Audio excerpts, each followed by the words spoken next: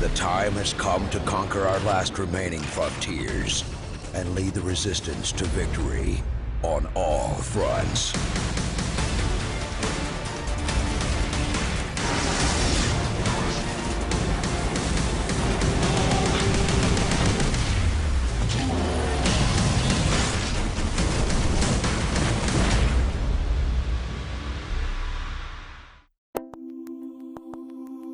You're watching the GameSpot Co-op stage, sponsored by LEGO Star Wars: The Force Awakens. Welcome back to the GameSpot Co-op stage, brought to you by LEGO Star Wars: The Force Awakens. I'm Jeff Kanata from the DLC Podcast and Tomorrow Daily, and I'm joined by, let's be honest, a couch full of heroes. Yes, thank you. Finally, someone recognized it. All stars. Dave Jewett, Danny O'Dyer. How you doing? Ashley Esqueda.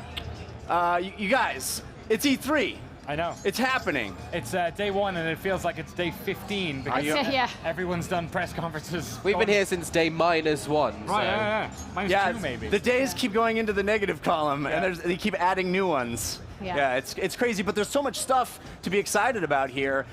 Because I got the chance to sit in the hosty chair, Yeah? I got the chance to say, I want to talk about VR, Right. because I love VR. So let's talk a little bit about VR for the next few minutes. PlayStation VR, of course, is the one that had the most presence in the press conferences. Sure. What are your feelings about PlayStation VR? Have you guys had a chance to try it? Are you excited? I mean, PlayStation VR is really making the biggest headway as they've got it bundled with their console. Xbox talked about VR accessibility, but they've not really told us what they're gonna bundle it with. The most exciting things that I'm looking forward to is, as terrified as I am with horror games, playing a horror game in VR might just be the deep end that I need to actually scare myself into liking horror games. Yeah. And you're right, and also like I feel like virtual reality, everyone talks about that killer app, right? Yeah. And like you talk about Resident Evil, that can be a killer app, but I also feel like they've priced it, right? You're talking $399 to get a PlayStation VR. Either they need that one killer app, or they just need enough good games. Yeah. Like Yeah. that you've got this library. It's like, you know, that second year the console's out, and you're like, okay, now I'm gonna buy it. Now the because- games are here. Yeah, so I think what they were somebody were very bright at their press conference, because essentially what they were doing was like, here's a game, here's a game, here's a game, here's a game. And I think that's going to make it an easier buy for people when there's that library of games. Yeah. Yeah, we were saying, they got a Batman and they got a Star Wars in VR. If you can't sell something with Batman and Star Wars, it Yeah. can't be sold, right? And I mean, Resident Evil looked amazing. I got to go to the showcase last night with you to do PSVR stuff, and not only are there some really good kind of AAA familiar faces or familiar franchises, we also have Here They Lie, which is going to be, for me, a really good stopgap while I'm waiting for Resident Evil.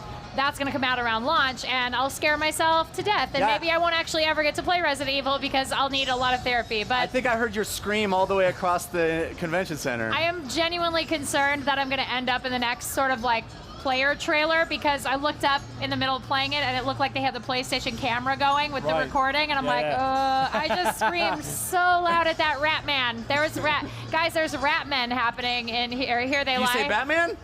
No, Rat Men. Oh, Ratman's much scarier than Terrifying, Batman. half rat, half man, chasing you with a tire iron. It's Yeah. really scary stuff. I'd do it. So fun though. So we all agree that having a big numbered historic franchise like Resident Evil on a VR launch window is a great thing sales-wise, but how do you guys feel from a love of the franchise-wise? Right. Like, it's a very big departure from what Resident Evil has been. Is it worth it? I mean, I hope so. It's just adding another element of fear, I think. Like, people Yeah. play these games to be scared, and it's almost as if horror game after horror game, you kind of get used to the feeling of being terrified. Right, yeah. And this is a huge step up. I mean, I've seen people play Project Kitchen, which was obviously the backbone of this, and have panic attacks. Yeah. So having a whole game of this is just going to, it's almost like wiping the slate clean. It's like, okay, if you stopped being scared of Resident Evil games, oh, do we have something for you? Right. It's an interesting aspect to it, because obviously this is also going to come out on PlayStation 4 without VR. We Right. haven't seen that yet, but the fact that it's not just this addendum to the game, it's not just this Right. mode, which a lot of other games are doing. It's like, oh no, you can actually play this entire experience through using virtual reality, and So they're kind of getting both fans there. They're allowing the purists who want to play whatever Resident Evil this is to play it the way it was originally created, and then also the VR one. But you also have to remember, Resident Evil is not exactly in a great place right now. I mean, Resident Evil 6 was awful. It needs a boost. Resident Evil 5 was a third-person action game. It was pretty far removed. Resi 4 was a masterpiece. But they need to light a fire underneath this franchise. So, and this is done. People are talking about Resi, and we've already forgotten about 6, so they've done a good job. Right? Yeah. No, it's to get anyone to forget about that is a miracle in and of itself. So it's good.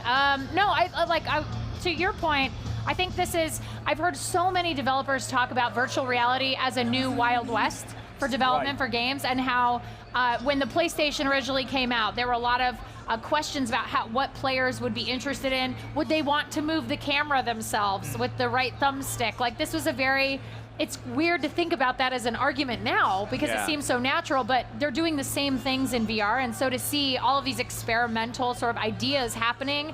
I mean, I know you talked about an experience in Oculus about where you unchain a monster. Yeah. And it's like that kind of stuff is stuff you just don't see until now, like, because it's possible and it makes sense. And so for VR, it just feels like it's this whole new era of gaming because it's adding another dimension to your play, which is really cool. And they're starting to figure some of this stuff out. That's what we're seeing is like there are rule sets that we're starting to see in some of these games. Yeah. And that's what makes it very exciting as well. Yeah, I was just having a conversation with the Crytek guys who were showing Robinson The Journey. Right, yeah.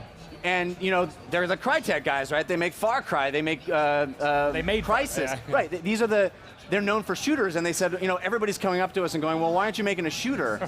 And they said, well, we certainly could, and it'll probably be fun, but here's this new technology that lets us make completely different kinds of games that offer experiences that you just don't have on a 2D surface. Sure. An exploration that you actually feel like you're in something and you look down and around it. Yeah.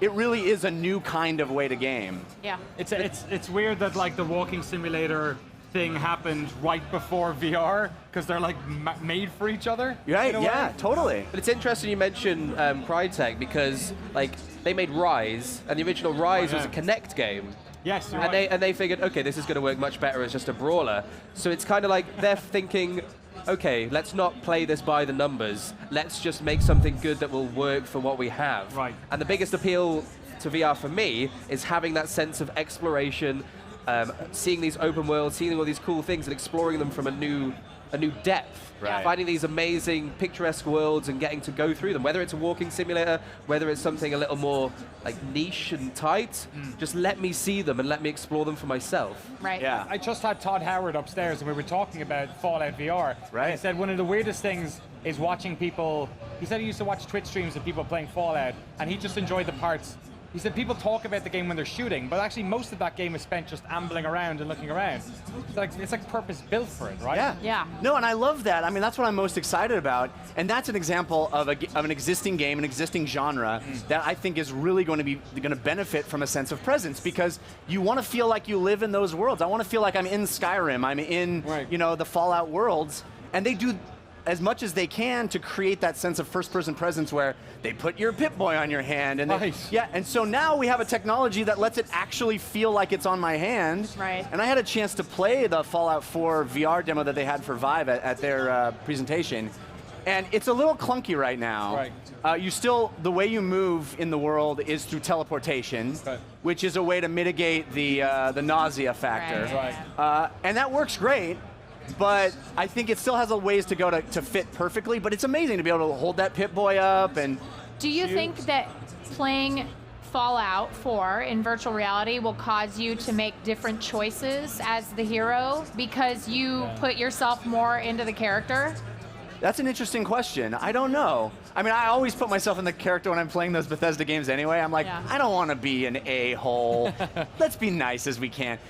Anybody looking for a free dissertation idea, you're welcome. Yeah. I try to figure out a way to like be nice to the Foundation people that are trying to make a better tomorrow, and also save all the surface dwellers. And it's a hard, I try to just be the nicest guy. I wonder if like looking at people like this, like having that conversation with them in Fallout will make, like that poor grandmother I kept giving drugs to. Yeah. Yeah. Jet. You can't keep giving her She Jet, was man. sitting there, I'd be Mama like, Murphy. I'm sorry, Mama Murphy. You're gonna have to get your sweet Jet from somewhere else. You're gonna have to go to rehab, Mama Murphy. Yeah. Well, I'll tell you this, as a person that has a Vive at home and has an Oculus at home and has been spending a lot of hours in VR already, I really feel like the pace of virtual reality games can be so much slower, Right. and still fun and still rich and still dense with activity, because I can stand in a Fallout world and just kind of look at stuff and open a drawer and look inside. Right. And in the game, when I'm playing it normally, I would just be like, X, X, X, okay, take Right, all, next. but like just manipulating things and sticking that in my satchel is it's fun. See, that's going to be a problem for me because, as you know, we discussed this a lot. I have a real problem with getting distracted in open world games and Right. never actually getting anything done. So now I'll be able to clean up the apocalypse in the wasteland Oh man. for reals. Did you ma- Pretty like- I'm going to be the best janitor in the wasteland, guys. I got Best. real OCD about my house, and like, but the one thing you couldn't fix is there was stains everywhere. Right. And Yeah. I bet in virtual reality that's like way more annoying. It's amazing how, like you mentioned, like mundane tasks Yeah. becoming quite interesting in VR. So I remember playing Euro Truck Simulator in VR, Right. and you're The literally most mundane task of all. Exactly, Yeah. you're just driving a trucking it truck, up. obeying road laws. And I'm there with my headset on, wheels, and I'm like, it's 4 hours later, and I've driven to Berlin, and it was amazing. I feel like that game's going to be obsolete in like 2 years because of autonomous cars. Right. Like, when are those? It's going to feel weird to us to actually take control of a It'll- car it'll feel in like like one of those- 20 years. It'd be like a glamour job. Yeah, yeah. Like I wish I could do that. Yeah, I get to So you drive guys, a car. are you guys in on VR? I mean, are you feeling like are you itching to get your hands on a PlayStation VR or a Vive? or I something? pre-ordered day one Yeah. PlayStation VR. Right. I was very excited. It's the only thing that I have compatible with a headset right now, my PlayStation 4. And I was worried at first, and then after yesterday, I said, I am in. I'm really excited now. I'm glad that I did it because I think I would have been bummed if I would have not done it and then seen everything yesterday. Like, I saw Psychonauts, Rhombus of Ruin, like all that stuff. Man, I'm so glad that I'm going to get to play like right on October 13th. It's a bit of a bummer for me, who owns an Oculus and a Vive, that I'm staring down the barrel of buying a third headset now. Do Yeah. it. because we have these exclusives, and this is a display technology, right? It's like Yeah. it's like a BenQ monitor having an exclusive title. It's a little bit weird to me, but Yeah, I think that's the biggest problem still, is the cost of any one of these individually is a lot of money. I mean, like, Right. people, you save up for months to buy a console, and what you're talking about is, even the cheapest version of this, if you get the PlayStation 800 VR, something. well, the HTC Vive's around there. The PlayStation VR you can get for $400, but that's you have to have the only- console, right? and you have to have two The move move controllers, controllers. and the $100 for those. and the camera. $60 Right. for that. I Well, kept on it's to my move $4.99 for the controllers. pack, right? So the whole all in, it's Yes. $4.99, and then if you don't have a PlayStation, so $3.49, Yeah. let's say for holiday. So Even it's if you about do. the price of a PC headset. Well, yeah, it costs more than those. Well, Dave, you're biggest holding, out for negative- you're holding out for the trucking simulator for Vive? Yeah. Well, I'll maybe The get it bundle. when I can get it, because the biggest hamperment for me is because I live in like a quaint London flat. It's just Right. space. Like, I'd love to have a Vive, but I'd be like clattering to shelves, falling all over Right. my desk. Yeah. An extra $2,000 in rent. Yeah, probably, exactly. right? I'd have to up my rent and then repair all the stuff that I've broken because I'm smashing into everything. But I mean, for me, Vive would be the one I'd get.